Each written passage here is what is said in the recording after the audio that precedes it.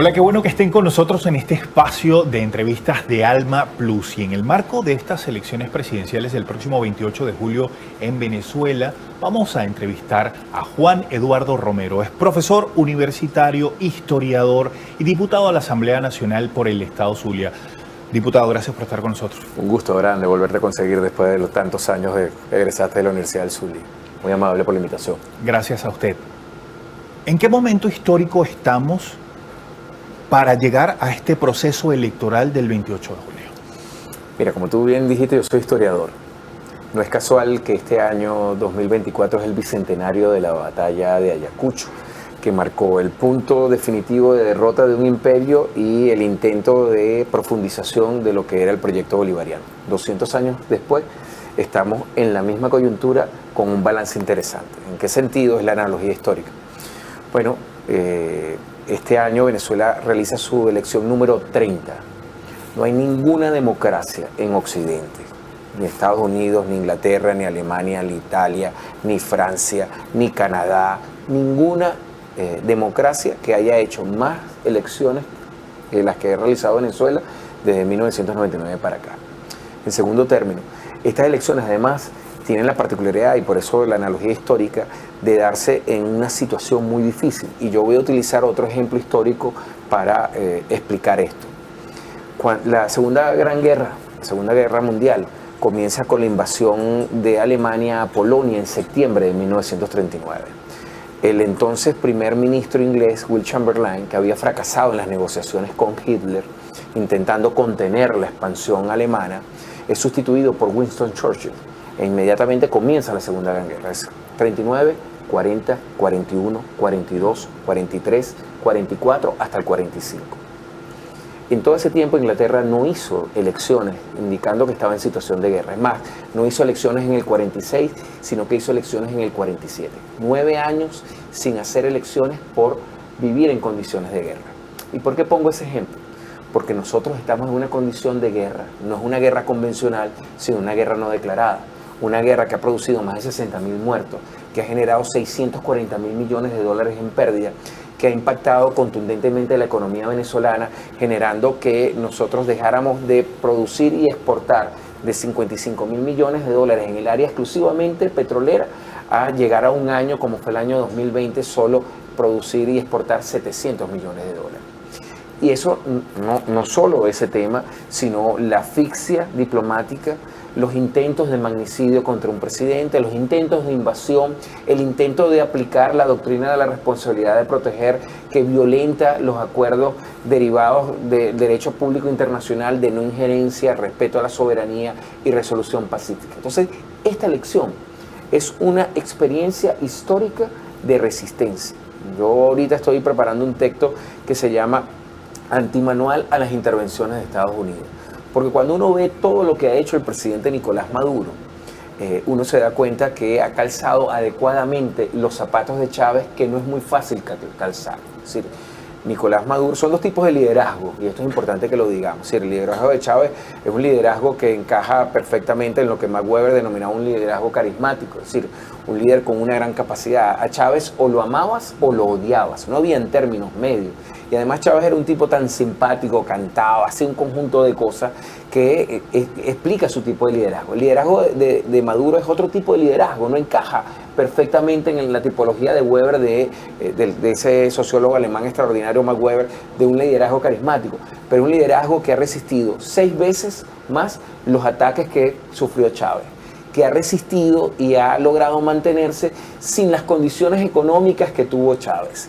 Y además, más importante, es que Chávez nunca, a pesar de las resistencias abiertas, nunca fue desconocido por ningún gobierno extranjero, mientras que Nicolás tuvo que enfrentar entre 2020 a 2022 el desconocimiento de más de 50 países. Entonces, cuando tú haces ese balance, tú dices, esta elección es un punto de no retorno. Pero la gente, además, es decir, el liderazgo es muy importante, sí es cierto, pero el pueblo, el ciudadano, también ha estado en ese proceso de resistencia. Sí. Mira, yo siempre voy de nuevo, llevo agua a mi molino, yo soy historiador. Y yo respondería esa contrapregunta que tú haces con un ejemplo que tiene que ver con Bolívar. En el año 1819,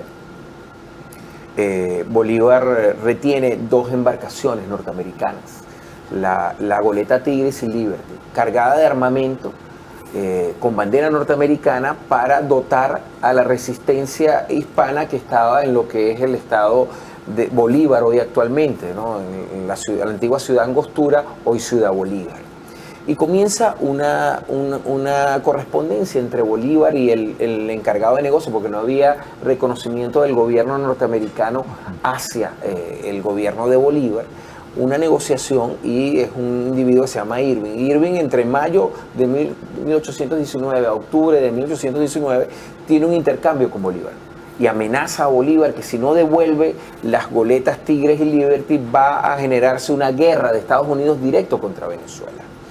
Bolívar contesta en esa correspondencia, pero yo resalto 2 frases extraordinarias que ejemplifican esto que ha hecho el pueblo venezolano con Nicolás Maduro. La primera frase de Bolívar le dice: hemos perdido la mitad de la población luchando contra un imperio.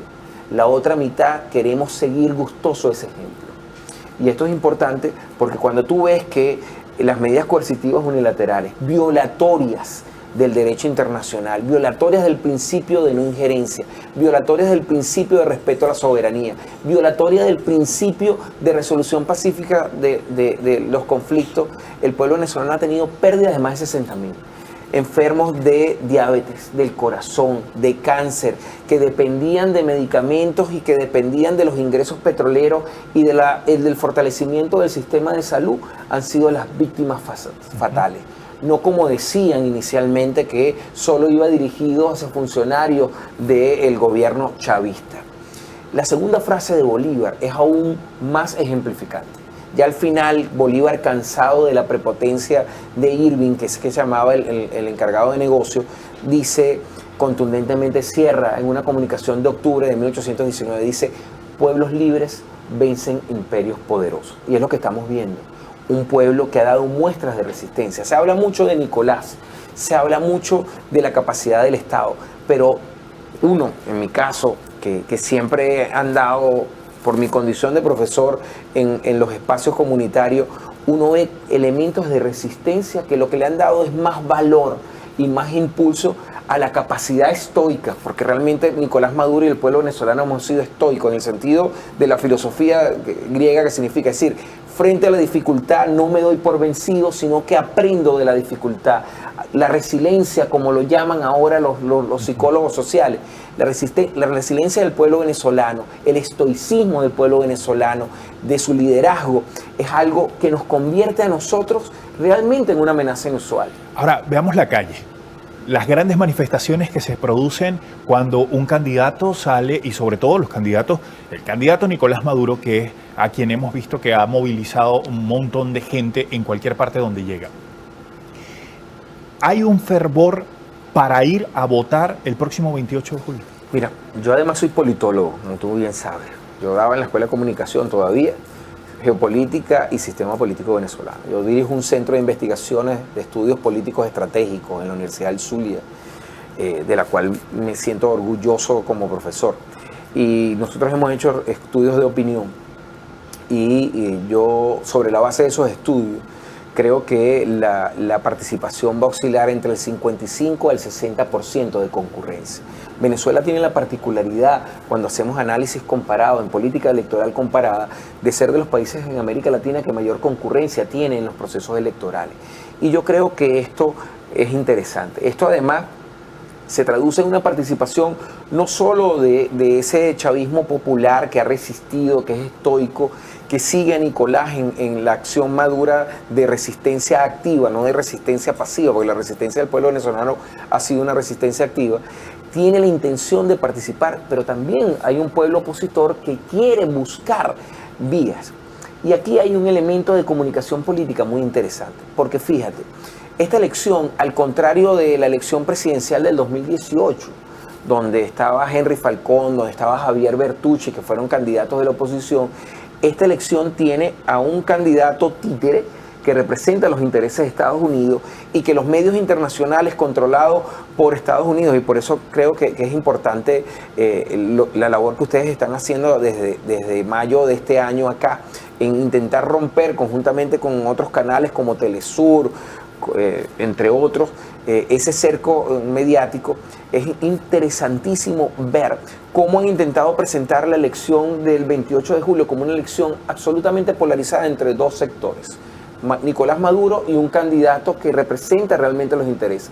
Y intentan invisibilizar que hay otros 9 candidatos que tienen propuestas mucho menos radicales, que son parte de esa oposición. Luis Eduardo Martínez, un candidato para Acción Democrática, uno de los partidos históricos en el sistema político venezolano, compañero en la Asamblea Nacional, y ha mantenido una posición de búsqueda del diálogo, de insistencia en construir lo que en ciencias políticas llamamos una página estable. ¿Qué es una página estable, Abraham y amigos que nos siguen?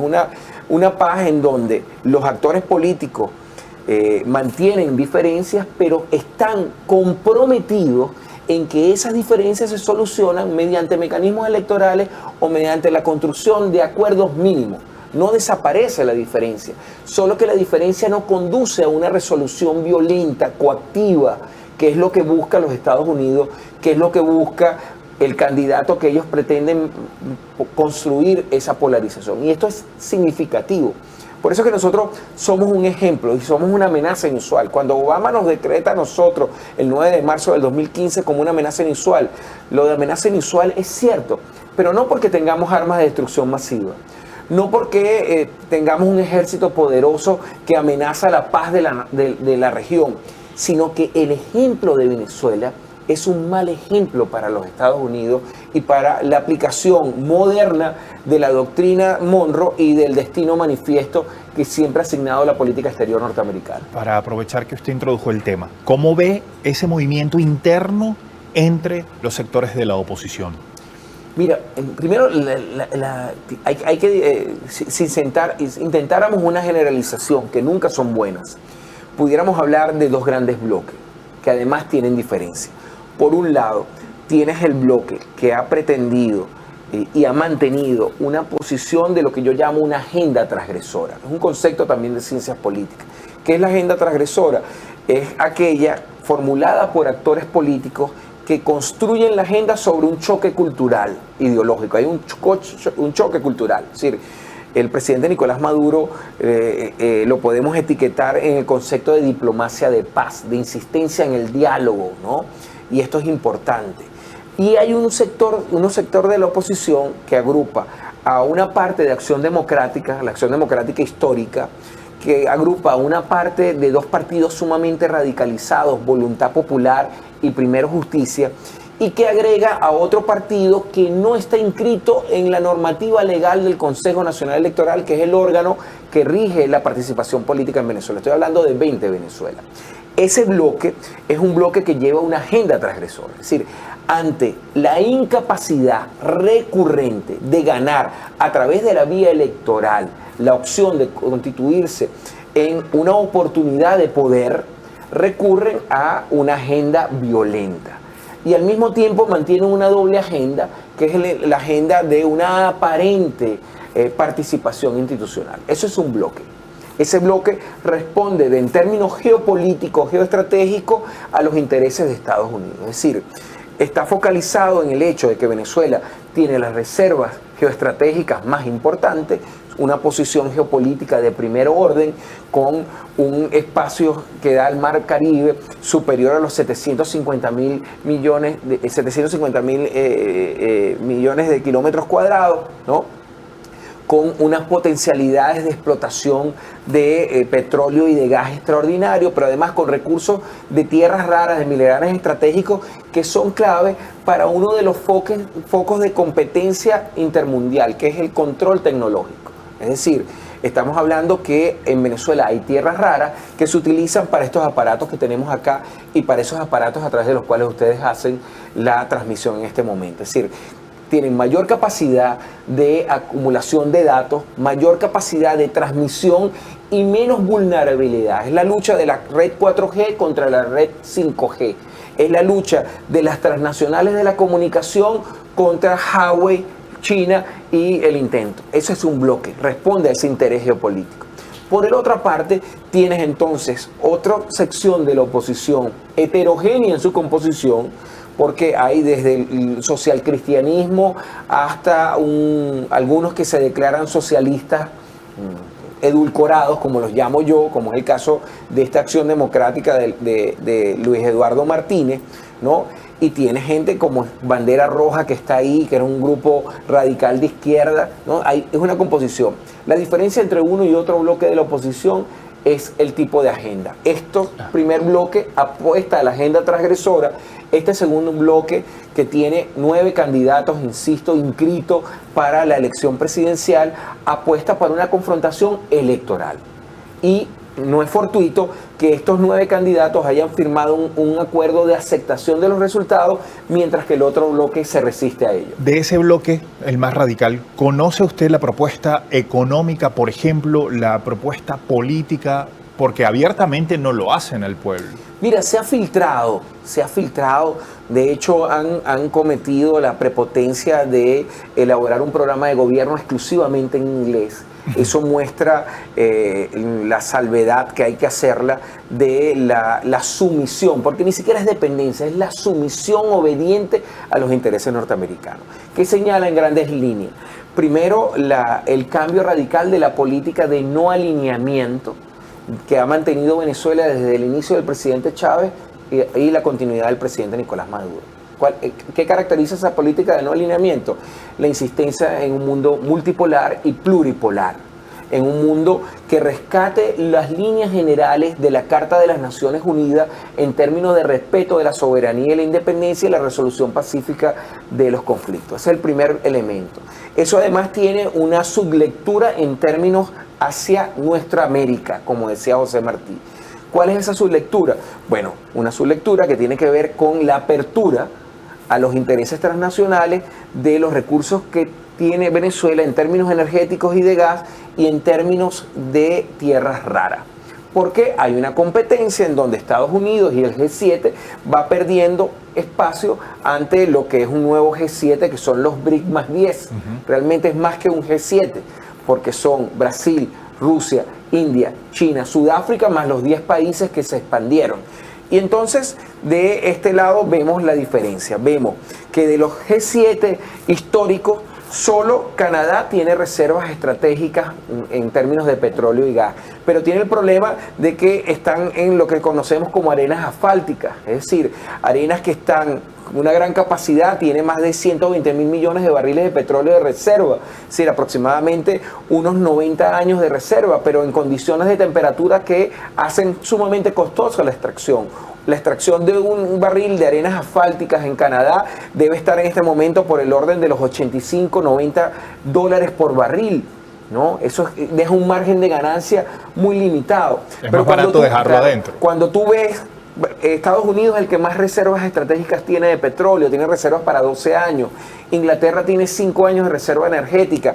Francia tiene 2 años de reserva energética. Italia no tiene. Japón no tiene. España no tiene reservas energéticas. Del otro lado de los BRIC 10 tienes a Brasil, que en este momento es el país que mayor producción de petróleo tiene en América Latina. Tienes a Rusia con sus capacidades energéticas y de gas. Tienes a la India, que también tiene capacidad. Tienes en los más 10 entra Arabia Saudita, ¿no? Entran otros países. Entonces ves que hay una confrontación que proyecta la presión hacia lo interno de la elección de Venezuela y hacia lo interno de América Latina. Habíamos tenido en la historia de Venezuela un sector de oposición tan sumiso a un imperio internacional y además tan dispuesto a entregar los recursos del país de manera abierta y sin ningún tipo de problema. Bueno, mira, depende, por ejemplo. Si me hablas del siglo XIX, de la época postindependentista, yo te diría que el gobierno inicial de Páez entre 1830 hasta que llegan los monagas al poder en 1848. Luego te hablaría del guzmancismo, Antonio Guzmán Blanco, entre 1870 hasta 1890 aproximadamente, sumamente entreguista, y tú ves cómo la inversión extranjera, sobre todo francesa, alemana e inglesa, entra. Luego yo te haría otro equivalente histórico. Te hablaría del gobierno de Juan Vicente Gómez, indudablemente, y te hablaría de los gobiernos iniciales de la democracia. El periodo de 1958 hasta 1968 fue particularmente entreguista, pero con una diferencia importante. Ninguno de estos ejemplos, con contadas excepciones de una burguesía apátrida, había llamado a una intervención directa como lo están haciendo estos sectores de esa oposición radical. Ninguno, ni siquiera Guzmán Blanco, ni siquiera el propio Páez, ni siquiera el propio Juan Vicente Gómez, aún ni siquiera Rómulo Betancourt o Raúl Leoni, que abrieron sus puertas a la inteligencia militar y respondieron a la doctrina de seguridad de los Estados Unidos, llamaron a una intervención abierta en Venezuela, como lo está haciendo la responsable de 20 Venezuela y como lo ha hecho veladamente el candidato que presentaron, que es un candidato títere. Ya para cerrar, el presidente Maduro ha denunciado las redes sociales, las plataformas grandes que dominan las redes sociales, de banear, de ocultar parte de la promoción y de la campaña que se está haciendo y de la forma como se divulga información a la gente. ¿Usted cree que sigue sosteniéndose alguna estrategia internacional por parte de las grandes corporaciones mediáticas para atacar a la revolución bolivariana y atacar al pueblo venezolano? Mira, yo creo que hay una respuesta doble a esa pregunta que tú haces. Hay una respuesta hacia afuera y hay una respuesta hacia adentro. La respuesta hacia afuera es que ante los estudios de opinión serios, estoy hablando de estudios de opinión serios, no estoy hablando de la guerra de encuestas que siempre vemos en cada proceso electoral en Venezuela. Los estudios de opinión serios indican que la participación va a estar entre un 50, máximo un 65%. Y que la polarización de ese sector radical de la izquierda, de la oposición, perdón, más esos sectores no radicales, van a generar una dispersión del voto opositor que ya de por sí está bastante disminuido. Entonces, ante ese escenario contundente y ante el hecho de que el candidato que en los medios internacionales pretende ser presentado como un polarizador ante la candidatura del presidente Nicolás Maduro, no recorre la calle, no tiene un discurso, mantiene una agenda oculta, ante eso que efectivamente puede traducirse en un vacío de lo esperado y deseado de ellos, entonces hacia lo externo buscan bloquear toda la realidad. ¿Qué realidad? Bueno, que Venezuela ha vencido contundentemente y que yo creo que nosotros los venezolanos somos una amenaza, repito, inusual, porque podemos crear un antimanual a la intervención de los Estados Unidos. Es decir, así como ellos emitieron un manual que se llama Special Forces and Conventional Warfare, es decir, Fuerzas Especiales y Guerra No Convencional, en el año 2010, que habla de una intervención a través de lo que se llaman Black Operation o operaciones oscuras, en donde Estados Unidos tiene la potestad de decir, yo no fui, ¿no? Yo no fui. Ante eso nosotros podemos construir un antimanual.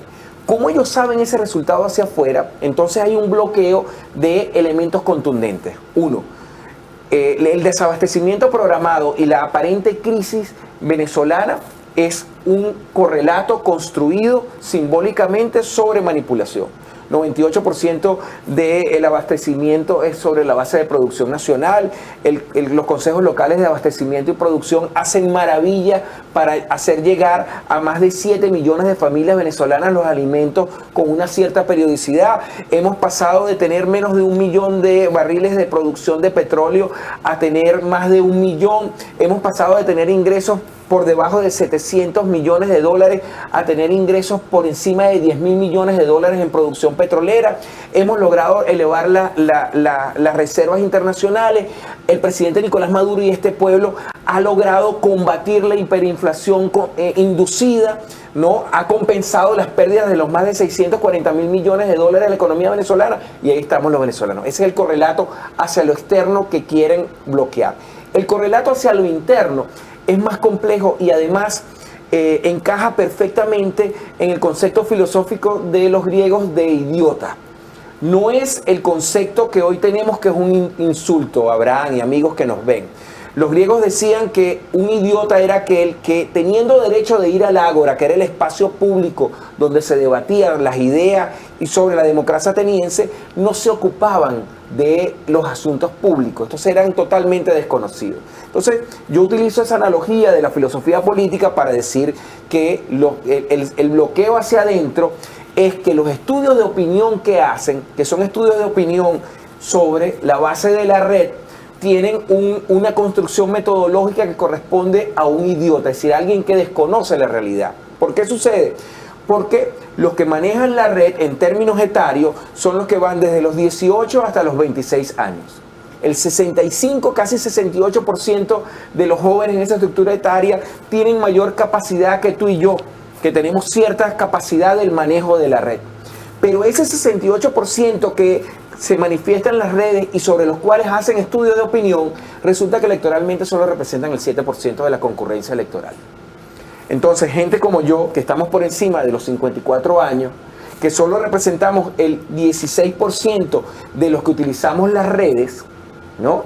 Pero que en términos electorales representamos el 48% de los que concurren, resulta entonces que ellos elaboran estudios sobre el manejo de redes y por supuesto en esos estudios el candidato de ese bloque radical tiene una alta aceptación. Eso tiene que ver con los manejos, con aquello de la sociedad líquida y cómo se construye. Pero en términos reales, de estudios estadísticos, de estudios probabilísticos, es completamente errado. Entonces vemos ese doble bloqueo. Ese doble bloqueo que busca no mostrar algo que es contundente. Vemos un candidato que pretende ser polarizado, que no es capaz de recorrer el país, que físicamente está muy disminuido, que responde y es un candidato títere contra un candidato que recorre. Te pongo el caso del presidente en el Zulia, va todas las semanas al Zulia. La última que fue un recorrido en un municipio, tú lo sabes, a lo mejor lo que nos ven no lo sabe, un municipio de la región capital de Maracaibo, Jesús Enrique Lozada, estaba haciendo 47 grados centígrados. Por eso que yo digo que los zulianos, tú que vives allá, ya tenemos ganado el cielo porque vivimos en el infierno. Y la concurrencia era enorme, ¿no? Eso te habla de una manifestación de voluntad, una voluntad política que yo creo que contundentemente se va a manifestar el 28 de julio. Muchísimas gracias, diputado. A ustedes también, muchísimas gracias por habernos acompañado. Hasta la próxima.